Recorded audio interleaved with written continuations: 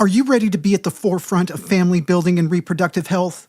Join us for ASRM 2024 in Denver, Colorado, October 19th through the 23rd. This year's event features expanded meeting spaces, more seating, and a new global health track as part of a comprehensive program that goes beyond infertility to cover all aspects of reproductive health. We welcome members, trainees, and colleagues from every corner of the globe. Join us for an unforgettable experience at the ASRM 2024 Scientific Congress and Expo. For more information and to register, visit asrmcongress.org.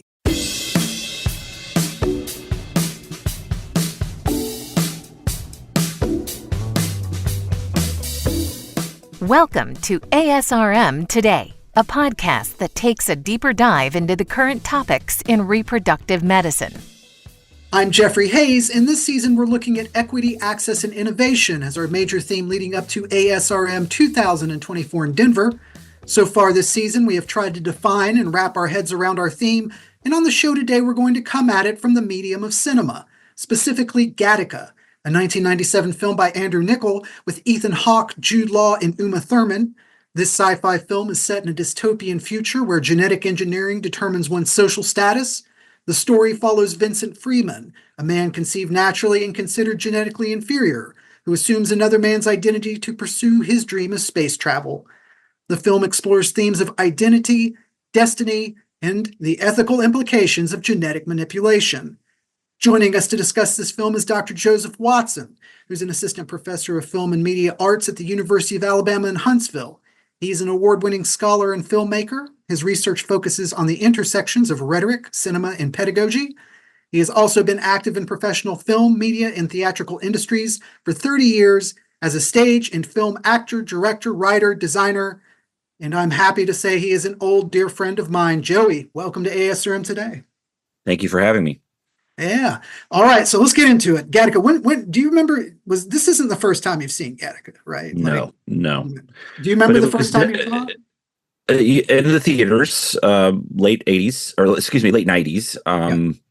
And I remember it being, sort of a standout science fiction film for its approach to the topic, but also for its kind of really unique production design, visual aesthetics, fantastic. If we're talking about dystopian visions, this is probably an excellent example of uniformity across the design, in terms of there being this kind of sterile environment.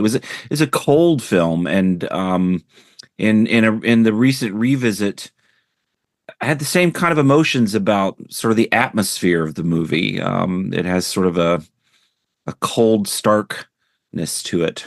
Didn't you think, though, that the coldness will, in talking about cinematography for a minute, the cinematographer on this film was also the cinematographer on Kieslowski's Blue and The Double Life of Veronique, which are favorites of mine. I'll just be honest. Yeah. I saw it more as, I agree with the coldness in the tone, but there's the attempt at there being sort of a warm glow sometimes, especially lots of sunsets. We're rarely in full light, right? Like it's always seems to be night or sunsets and in all of this. And I found that as an odd, sort of composition that it was strange. I mean, it almost is like because of Blue and The Double Life of Veronique, these are essentially fantasies, right? These are films that deal with fantasies, and here we're dealing with science fiction. So do you think that's an intentional tonality then? I mean,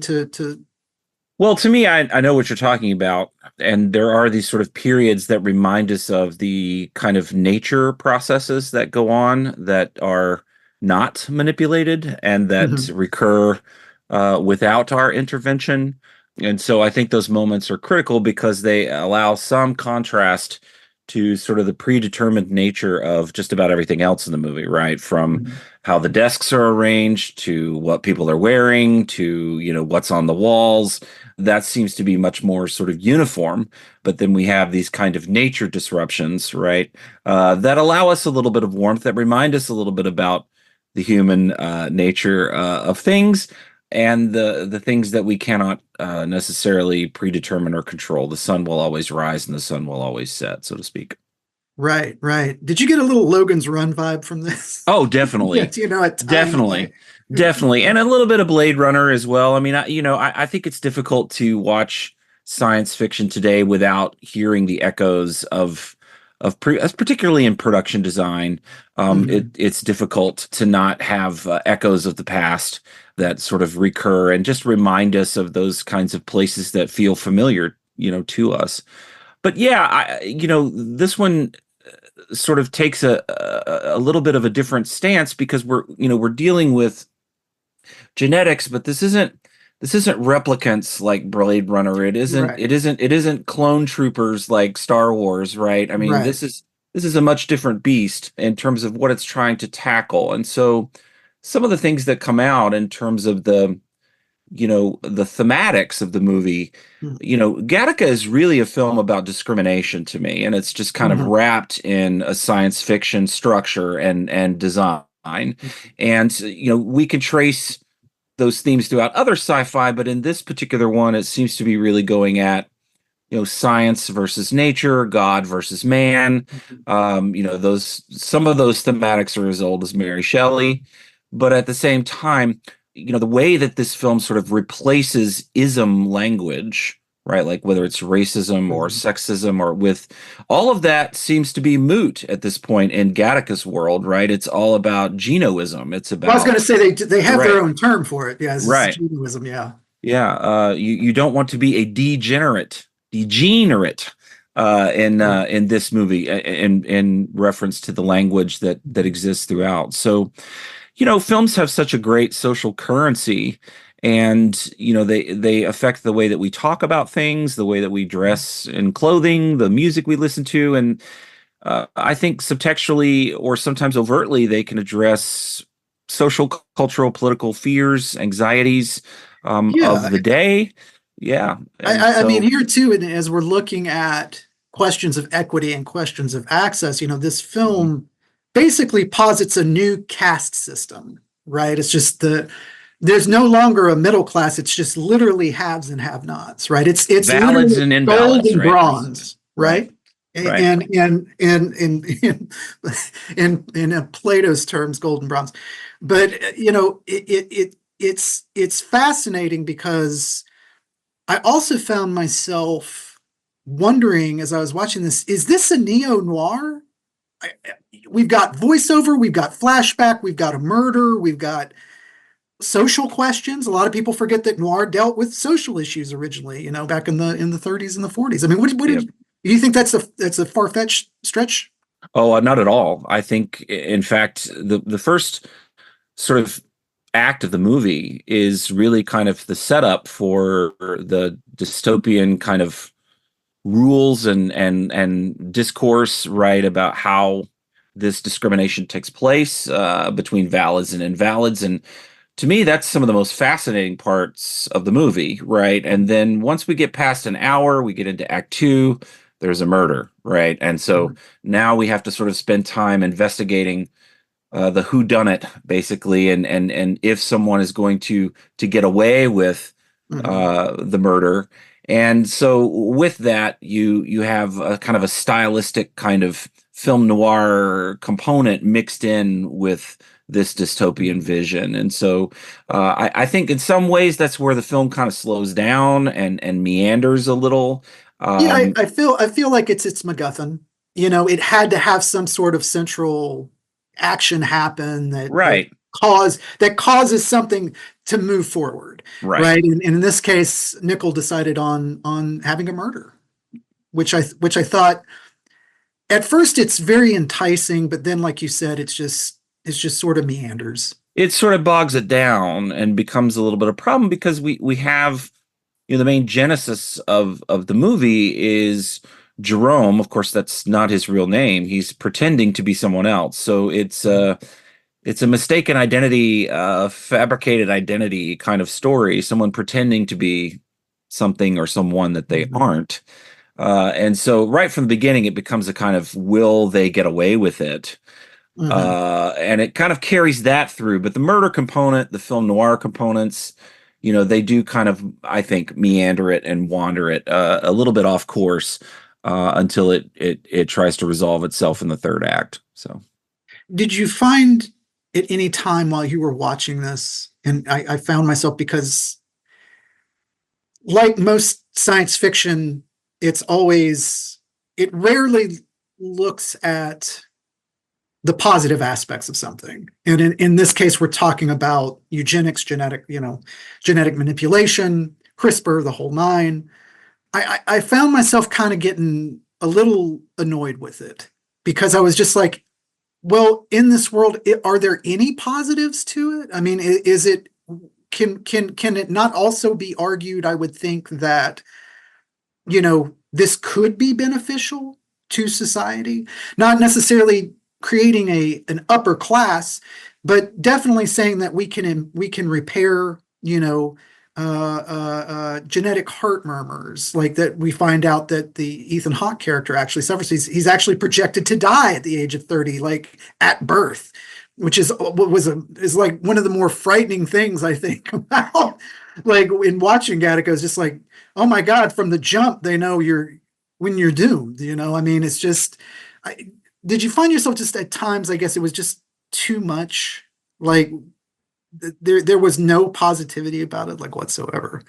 Well, yes. I mean, and there wasn't enough acknowledgement. I mean, it's a very quick scene where they're sort of going over the positives of the pitch, right, to do Mhm. the predetermined kind of birth. Mhm. And it's kind of scoffed over. There are some good things, right? We can avoid certain diseases. We can make sure that certain perilous things are avoided with the body, right? Which I would think those would be positives, right? Yes. I want to avoid the susceptibility to inherit this or that, right? Right. That might negatively affect my quality of life, while I'm here. But I think there's a lot of time spent on kind of setting it up as, well, why wouldn't you just automatically choose this over, say, in their terms, the film's terms, a faith birth or a utero birth, right? Right. Those are seen as negative connotations in the movie. Mhm. And so it's really more left to this just sort of understanding of, well, since these resources are available, why would you choose to leave everything to chance, right? Like Right. why would you do that when you have these other options, which are so obviously positive, without Mhm. having them sort of shown or spelled out in a more clarified way in terms of examples, right? Well, right, and also, the very confusing aspect of smoking and drinking in the film to me, like where I'm just like, hold on a second, like I don't think this would exist anymore. You know what I mean? Like to see Well, to see it, to see like rich these genetic people who are high up now and know their genetics are high up to be smoking and drinking. I was kind of like, well, that kind of didn't make sense to me, quite honestly. Well, it's interesting because the movie makes a very strong point of saying there is no gene for the human spirit, right? Like Yes. there's no gene for fate, right? These Mhm. are lines that pop out.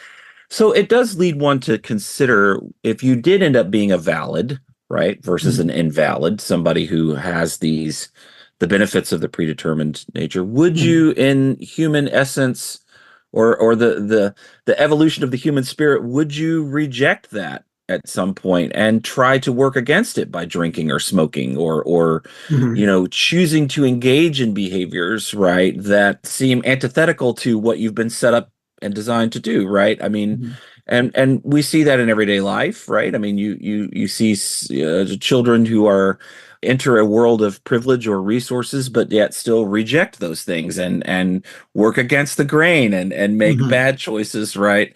And so I think there should have been a deeper exploration Yeah. of who are the Valids that go wrong and why? Mhm. And what is sort of the psychological exploration as to why they would have made those choices? Which what are the examples of the ones who have gone awry, right? And Well, we I only mean, get we do have it with with Jude Jude Law's Law, right, character. right. I understand why he drinks and smokes because he feels like he's been cheated, even though he caused his own fate, with the car and everything.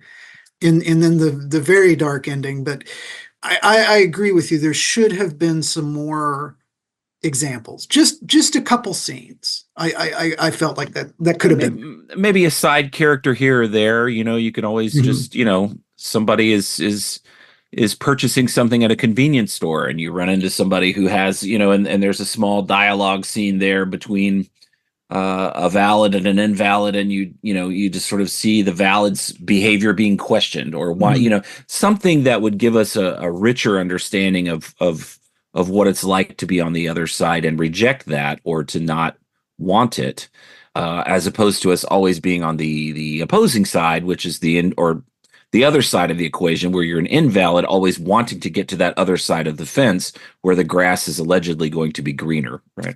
It's interesting you bring up that point, but I also want to point out real quick, I just love the idea that there's like a 7-Eleven, sitting around somewhere where they're going for like protein packs or something, where they would run Right? into each other. I mean, yeah. Yeah, you never know. You never know in the world. You never know. But this wanting, right? This wanting of a different life with Ethan Hawke's character Vincent, I wonder if it's a minority feeling. You know what I mean? Like that his character reflects more a minority, or perhaps, you know what I mean? This is other unanswered questions that the film possesses. And I think the running time is fine. It's about an hour and 40 minutes. And, it's pretty Soderbergh in the way that it's cut to the bone as far as it can story wise. But I mean, did you feel that you wanted a little bit more again of this exploration? You felt like the movie could be Yeah, longer, maybe? I don't yeah. know. I think it certainly could have been woven into the murder story. If you're going Mhm. to include a murder, it could have been wrapped into there in some way, shapes, or forms. You could also look at the beginning of the movie in the first act when they're setting everything up, and you see Vincent with Anton, his brother, right? Mhm. Vincent was born the natural way. Anton was not, and so you see that sort of competitive nature. There's always that sort of The wanting from swimming, yeah. Vincent, right? Of well, I'm shorter, I'm not growing as faster, or I can't swim as fast. I have something that's working against me. I think it did really nicely build his sort of character motivations for always wanting to prove Mhm. that despite these things, I'm still capable of accomplishing my dreams and my goals. But he goes about it through unethical or Yeah, yes. deceitful means, right? He's pretending to be a valid, and in reality, the tests that he's going through for his heart, for his physical stamina, Everything's a sham. he would not have passed those things, right? And so the film does kind of hint at that and illuminate those things, but I think it's sidetracked for more of the kind of really bizarre love interest Yeah, story angle that's wrapped in with Uma Thurman's character, and then of course there's the murder mystery stuff as well. So I think there are some other areas that could have been tapped, but that we all make choices as filmmakers and storytellers, and it just didn't go in that direction. It went with sort of more generic genre components, from different hybrid genres. what do you think, in your opinion, Nickel, I would also say Ridley Scott, probably Alex Garland, Hmm. all attracted to this dark dystopian or darker themed science fiction. I mean, what's the appeal? Yeah, let's not forget James Cameron as well. Or James Cameron, yeah. Yeah, I mean, I think that you very rarely see science fiction explore utopian Yeah. ideas. I mean, it exists, right? But it's but Yeah. it's much It's much rarer. And so I think that the dystopian kind of aspects draw out more of the dramatic conflict, the things that make fiction stories work really well. I think we also have many of us today have a kind of a doomsday sense, right? We're expecting to see, well, how bad are things going to get? I mean, even Alex Garland's last film, Civil War, explores those kinds of concepts, right? Yes, How how bad bad can it it can get, really right? get. Yes. So it's always been, I think, a draw or a tendency. I mean, I think the flip of that would be something like Star Trek, or something that explores, well, we've solved sort of the earthly problems of our climate, or those kinds of things, and we've discovered, we've made first contact, and we've understand that there's more of a galaxy wide universal kind of Hmm. utopian that needs to be protected and maintained peacefully, right? You see some of that, but no, most of the exploration, particularly in American science fiction, is how does it end? How bad does it get? And what are the processes that the humans that do survive have to go through to start over and to Hmm. build again, and and that's usually where the hope exists in those stories, is the essence of human resistance and resiliency. How do they respond to those things and come out of it? So I think it certainly is more interesting from a visual standpoint to imagine the Hmm. destructive stuff, and you can go so far as to say something like Wall-E, right, is really a Sure. wonderful example of how you can go with the dystopian stuff, but then leave us with that sense of hope and sentimentality that humans will survive, we will come back, we will rebuild, and hopefully get it better next time. So I think it's just from a cinema perspective, it allows for great visual storytelling, Hmm. and it also just creates some of that sort of kind of classic dramatic conflict that we see from the genre. This had a definite Alphaville vibes as far as, again, talking about aesthetics and sort of that weird French New Wave art, neo art deco, this is the future. And they're all Yeah, like, Buckminster Fuller stuff. And it's fascinating yeah, that's where it gravitates towards, yeah. sort of. No, Gattaca is a beautiful movie. I mean, the Mhm. cinematography is beautiful, the music is gorgeous, and the performances are really strong, and the writing is really good, I think. But it writes itself into that corner, and so it's got to find a way out, and I'm not quite sure that it resolves itself satisfyingly for everyone. I was Well, okay with it. he also had that problem because he wrote the Truman Show, and that that still infuriates me to no end. Like the end of the Truman Show, where I'm just like, okay. Okay, yeah, I took that ride for this. I Yes. did you leave? Were you left with a sense at the end of Gattaca of hope or resiliency, or No, he got away with it. he got away with it? It's So one of the oldest things in the book. He got away with it. Yeah. I just, my hope with in life and in science and in technology is that we have to figure out a way to find the middle ground, so that we don't have such disparity, so that there is equity and access through these innovations, that we're not shutting doors, we're opening.